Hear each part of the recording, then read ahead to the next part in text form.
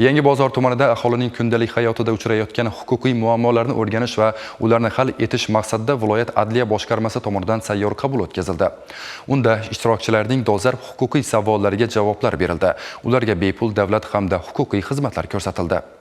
Mingbog'ilon mahallasida tashkil etilgan targ'ibot tadbirlarida Adliya vazirligi tomonidan o'tkazilayotgan hech bir shaxs hujjatsiz qolmaydi huquqiy aksiyasi doirasida fuqarolarga huquqiy yordamlar ko'rsatildi.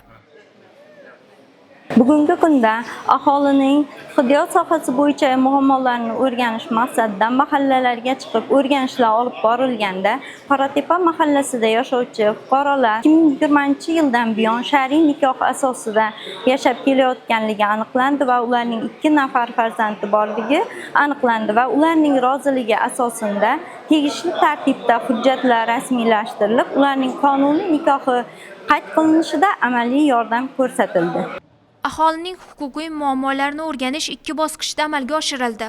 Unda dastlab Adliya mahalla platformasiga kiritilib, ularni hal etish tegishli tuzilmalarga yo'naltirildi. Ma'lumot o'rnida birgina Yangibozor tumanida Adliya mahalla tizimi orqali jami 421 ta huquqiy muammolar ro'yxatga olingan. Ular orasida davlat xizmatlari, davolanishga yo'llanma olish, moddiy yordam va nafaqalar tayinlash, uy-joyga hujjatlarni rasmiylashtirish, imtiyoz qo'llash va subsidiya masalalari, mehnat, meros va yuridik faktni belgilash hamda boshqa sohalar bo'yicha huquqiy muammolar qayd etilib, belgilangan tartibda hal etilgan.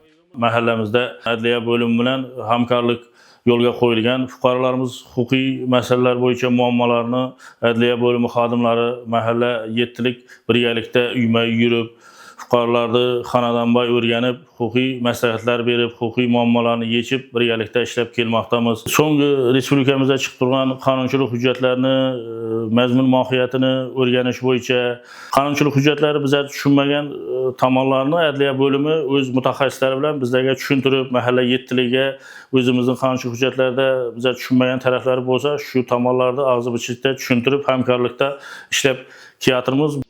Shu kuni fuqarolardan pensiya va ijtimoiy ta'minot, uy-joyga hujjatlarni rasmiylashtirish, davlat xizmatlaridan foydalanish, kommunal soha, nogironlik hamda soliq munosabatlaridagi muammolar bo'yicha jami 308 ta so'rovlar ro'yxatga olindi. Ularning ko'pchiligiga shu yerning o'zida huquqiy tushuntirishlar berildi. O'rganilishi lozim bo'lgan masalalar esa protsessual tartibda adliya organlari tomonidan o'rganiladigan bo'ldi.